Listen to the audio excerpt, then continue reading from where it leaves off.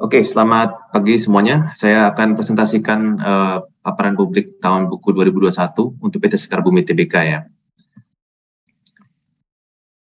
Nah, sebelumnya karena ini saya lihat banyak wajah yang baru, mungkin saya kasih brief history tentang Sekar Bumi.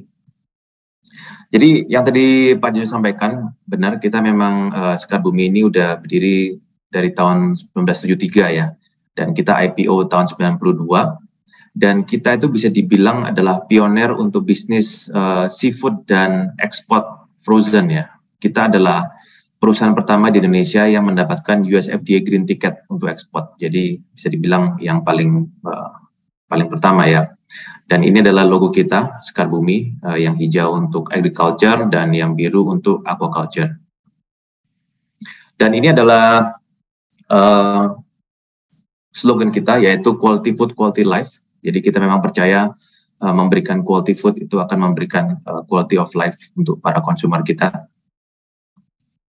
Dan sedikit timeline untuk Sekar Bumi sendiri, ya tadi kita mulai berdiri 1973, dan kita juga launching Bumi Food sebenarnya tahun 1985, IPO 92, terus kita juga joint venture pertama dengan Table Map dan Toyota Tsusho dari Jepang, yaitu PT Sekar Katokichi sekarang.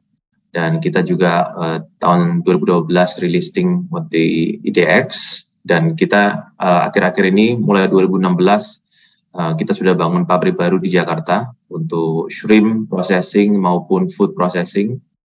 Dan 2017 kita juga mendapatkan dana baru fresh fund dari rights issue. Dan kita 2017 pun kita juga acquire shrimp farming business di Sumbawa. Dan yang terakhir ini kita juga sudah bangun food processing plant di Tangerang, dan ini yang untuk seafood olahan. Nanti saya akan tunjukkan beberapa contoh produk-produk kita. Dan yang paling terakhir kita kemarin joint venture di tahun 2019 dengan Fuji Foods Corporation from Japan, itu untuk proses soup dan seasoning based, jadi kayak untuk soup ramen maupun seasoning products.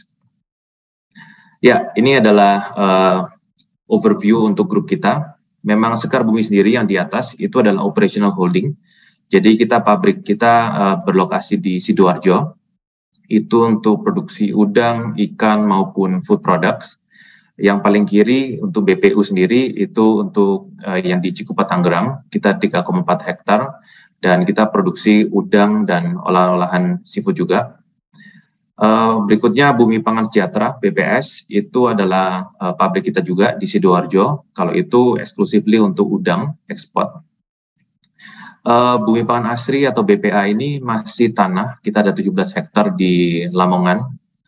Kita rencana nanti untuk lebih ke seafood reprocessing. Dan berikutnya yang tadi PT Sekar Katokichi, itu yang joint venture kita dengan Table Map dan Toyota Tsusho, itu untuk ekspor ebi furai dan ebi katsu ke Jepang maupun ke Amerika Serikat. Berikutnya adalah PT Sekar Golden Harvesta. Ini kita ada joint venture dengan Liaoning Wellhook dari China. Itu untuk produksi pakan ikan dan pakan udang. Dan berikutnya Sentra Budidaya Biotek SBB, itu adalah tambak udang kita yang di Sumbawa. Dan kita juga Bumi Food Agroindustri, itu untuk cashew nuts processing. Dan yang dua terakhir itu yang joint venture kita, Sekar Senan Food itu dengan Jepang, Nomura Trading dan Senan Keihatsu untuk retort fish sausage. Dan yang terakhir tadi, Sekar Fuji Foods itu untuk soup dan seasoning based products. Ya, jadi ini kalau kita ngomong kategori produk, kita ada yang frozen value, ada seafood, jadi mayoritas udang, kita juga ada fish, frog leg, dan octopus. Terus untuk proses food product, ini yang cukup beragam. Kita ada dimsum, tempura, ada bakso-baksoan. Kita juga ada fish sausage, cashew nut, tadi soup and seasoning, dan juga pakan ikan dan pakan udang. Ini beberapa contoh untuk produk-produk udang kita yang kita ekspor. Jadi ada yang raw, ada yang cook, ada yang sushi ebi, nobashi. Dan kalau untuk produk value added atau processed food product kita cukup banyak ya. Jadi ada yang namanya money bag, spring roll, tadi breaded shrimp, ebi furai, dan produk-produk dimsum yang lain. Dan kita juga ekspor produk-produk Indonesia ke luar negeri, terutama ke Jepang dan Korea. Contoh kayak kunyit, tempe, dan ikan lele, bumbu pecel, dan lain-lain. Jadi kalau kita ngomong food product kita ini cukup banyak, tapi kalau di breakdown kita ada yang namanya surimi based product, yaitu fish ball, terus ada fish cake, fish tofu, scallop. Kita juga ada yang namanya dimsum tadi, siomay, hakau, terus ada seafood money bag, dan yang lainnya ini yang goreng-gorengan ya. Jadi samosa, spring roll, scallop, shrimp puff, dan masih banyak lagi. Dan beberapa highlights di tahun 2021, kita sangat bangga, kita sudah mendapatkan Prima Niarta Award ke-8 kali. Di luar kita yang mendapatkan 8 kali adalah Toyota Group, yaitu Toyota untuk ekspor mobilnya ya. Jadi kita sangat bangga kita selevel dengan mereka in terms of number of Prima Niarta Award.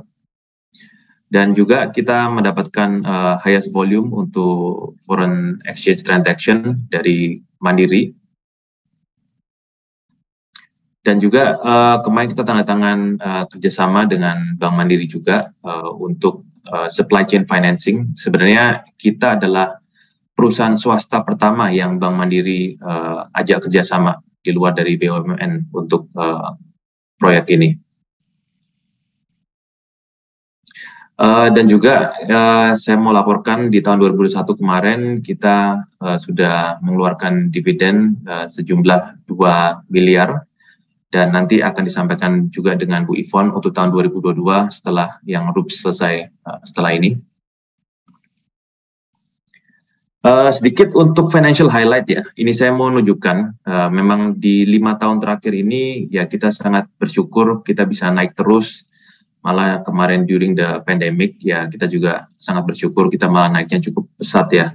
Jadi di tahun 2019-2020 ini yang paling tertinggi kenaikannya hampir 50%, dan 2020 ke 2021 pun kita masih naik 21%. Sekarang total omset 2021 kemarin adalah 3,8 triliun.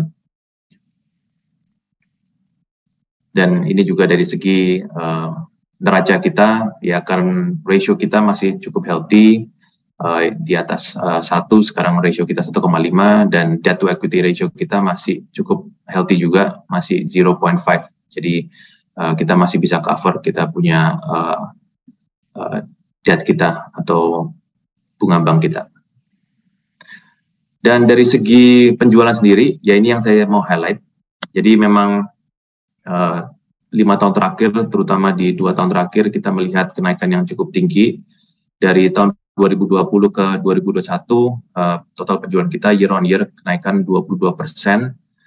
Kalau dari segi breakdown, untuk yang frozen seafood sendiri 22%, dan untuk food sendiri kenaikan 8%. Nah, tapi kalau kita melihat ini yang sebelumnya tadi year on year ya, jadi 2020 versus 2021, tapi kalau kita melihat kuartal 1 2021 versus kuartal 1 2022, ini kenaikannya juga cukup signifikan, yaitu 32%, dan dari segi frozen seafood sendiri kenaikan 32%, tapi dari segi penjualan food yang tadi yang proses food product itu kenaikan 48%. Berikut ringkasan keuangan untuk full year 2020 versus 2021. Jadi kita kenaikan penjualan sekitar 22%-an, dan gross profit kita juga naik 68%, sekarang menjadi 531 miliar. Tetapi kita juga melihat ada kenaikan selling expense ya. Mungkin rekan-rekan media juga pada tahu 2021 kemarin freight atau pengiriman logistik seluruh dunia itu terdampak. Jadi itu yang membuat kenaikan selling expense kita, karena kenaikan freight itu mulai di kuartal 2 2021. Tapi kita juga ada efisiensi dari segi GA expense turun sekitar 1%, dan operating profit kita yang sebelumnya 68 miliar sekarang naik menjadi 89 miliar, kenaikan 30%, dan net profit after tax kita yang sebelumnya 5 miliar naik menjadi 29,71 atau naik hampir 5 kali lipat. Nah, kalau kita melihat kuartal 1 2021 versus kuartal 1 2022, masih ada kenaikan dan cukup signifikan juga. Penjualan dari 855 miliar menjadi 1,1 triliun atau kenaikan 32%. Gross profit pun juga naik 128%. Tetapi yang tadi saya sampaikan, karena kemarin juga kenaikan itu mulainya di kuartal 2, jadi belum refleksi di kuartal 1 2021. Jadi kelihatan selling expense kita naik dari segi freight logistic cost. G&A expenses kita juga ada kenaikan karena kita juga ekspansi terus, jadi membutuhkan additional manpower. Tapi dari segi operating profit yang sebelumnya 11,9 miliar naik menjadi 42 miliar atau 253%, dan net profit after tax kita naik 169% menjadi 29,1 miliar. Ya, ini tadi laba bersih setelah pajak, net profit after tax kita. Yang saya mau highlight di sini, kita melihat kenaikan 2020 ke 2021 yang cukup signifikan ya, 450% kenaikan. Dan juga di kuartal 1 2021 versus kuartal 1 2022, kita juga ada kenaikan 169% menjadi 29,14 miliar. Maka juga terrefleksi di laba per saham kita, kenaikan kita dari 5,83 per lembar saham menjadi 15,74 per lembar saham. Berikutnya ini bisnis update kita. Memang kita melihat pandemi ini membuat peluang baru, terutama untuk di pasar domestik, dan setelah 2021 kemarin waktu pasar sudah mulai recover ya, kita melihat banyak peluang baru untuk pasar domestik, jadi kita sangat fokus di area ini juga. Salah satu yang kita lakukan adalah relaunching untuk produk packaging kita supaya kita ada semacam rebranding ya. Ini untuk contoh kayak produk fish roll kita untuk yang mitraku, dan kita juga launching campaign baru yaitu jagoan dumpling. Mungkin tadi teman-teman juga udah dengar jingle kita waktu lagi menunggu. Jadi ini adalah jagoan dumpling, jadi ceritanya kayak semacam Power Rangers ya, warna-warni, dan setiap ini adalah beda rasa dan beda warna. Jadi ada yang tomat, ada yang kari, dan cheese, macam-macam. Ya, ini yang lebih close up. Jadi product innovation adalah sesuatu yang kita sangat fokuskan dari segi R&D side. Jadi ini beberapa produk-produk yang kita ada. Jadi produk fish roll, shrimp tail, ini adalah imitation shrimp. Ini basisnya adalah surimi, tapi kelihatan seperti udang ya. Terus ada fish cake Singapore, bakso ikan. Ya, mungkin saya akan skip karena mungkin teman-teman sudah dengerin lagunya tadi ya. Terus dari segi omnichannel, memang 2020, setelah 2020 onwards, kita melihat pasar online itu juga sangat berpotensi. Jadi kita make sure kita ada di semua online e-commerce, dari JD.id, Blibli, Shopee, dan Tokped, dan kita selalu mengeluarkan campaign yang menarik. Dan dari segi market activity sendiri, untuk BTL kita juga fokus untuk mengeluarkan konsep yang unik ya. Jadi ini kita buat konsep freezer yang curah, bukan hanya di modern market, tapi juga di pasar tradisional. Dan kita juga ada rencana nanti untuk mengeluarkan ini yang mendekati ke para konsumer, dari segi retail, ataupun nanti ada campaign-campaign marketing yang baru. Jadi ini ya, cukup menarik dari segi visualnya, tapi juga konsumer bisa mencoba ya. Jadi mereka nggak harus pesannya yang besar-besar, tapi mereka bisa icip-icip. Kalau di luar negeri itu ngomongnya kayak hotpot ya, jadi bisa milih-milih seperti itu.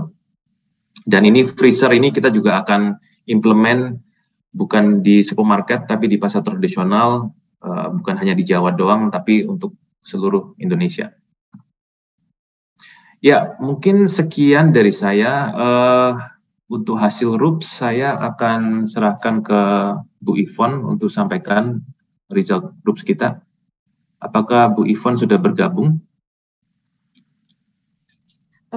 Iya, selamat pagi. Suaranya ada feedback, Bu Ivon? Iya, selamat pagi. Mohon maaf.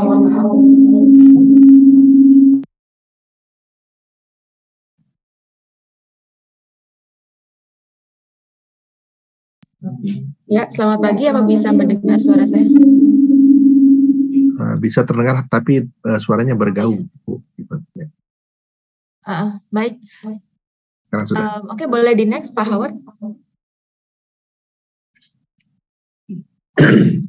Baik. Pagi ini kita mengadakan RUPS tahunan dan RUPS luar biasa. Di mana mata acaranya tidak ada mata acara spesial seperti biasa. Mata acara pertama adalah persetujuan atas laporan tahunan dan pengesahan perhitungan tahunan. Tahun 2021 sudah disetujui oleh RUPS. Kemudian mata acara kedua adalah memberikan persetujuan atas penggunaan keuntungan perseroan. Nah, ini RUPS menyetujui untuk membagikan dividen sejumlah Rp3,5 per saham atau totalnya sejumlah Rp6.055.361.260 kepada pemegang atau pemilik saham sebanyak 1.730.103.217 lembar saham. Kemudian sisanya akan dicatat sebagai laba ditahan. Selain itu terhadap dividen yang belum dibagikan tahun 2013 dan 2014 yaitu menjadi utang dividen di laporan keuangan sebesar Rp1.313.510 dicatat sebagai cadangan khusus sesuai dengan peraturan yang ada. Nah, untuk distribusi dan untuk distribusi dan alokasi dividen, kami akan melakukan announcement H+2, jadi dalam 2 hari lagi. Kemudian akan pembagian dividennya mengikuti surat keputusan direksi bursa ya, nomor keputusan 77 BEI 09/2021. Next, Pak Howard. Untuk mata acara ketiga, RUPS memberikan wewenang kepada Dewan Komisaris untuk menunjuk akuntan publik independen. Jadi ini belum ditunjuk di RUPS, akan ditunjuk melalui komisaris nanti. Mata acara keempat adalah memberikan wewenang kepada Dewan Komisaris untuk menetapkan honorarium Dewan Komisaris dan gaji dan tunjangan Dewan Direksi. RUPS tahunan dilanjutkan ke RUPS luar biasa, di mana RUPS memberikan persetujuan atas perubahan pasal 4 ayat 2 dan 3 anggaran dasar perseroan sehubungan dengan penambahan modal tanpa HMTD. Jadi ini yang terkait dengan ESOP ya, Employee Stock Option Program. Jadi ini sudah disetujui tahun buku 2020, RUPS tahun buku 2020, dan tahun lalu di 2021 ada penambahan subscription sebesar 4.100.000 lembar saham. Nah ini 4.100.000 lembar saham ini kita taruh di akta di notaris. Jadi mata acara RUPS luar biasa sebatas itu saja. Demikian untuk hasil RUPS pagi ini. Apakah ada slide berikutnya, Pak Howard? Baik, terima kasih.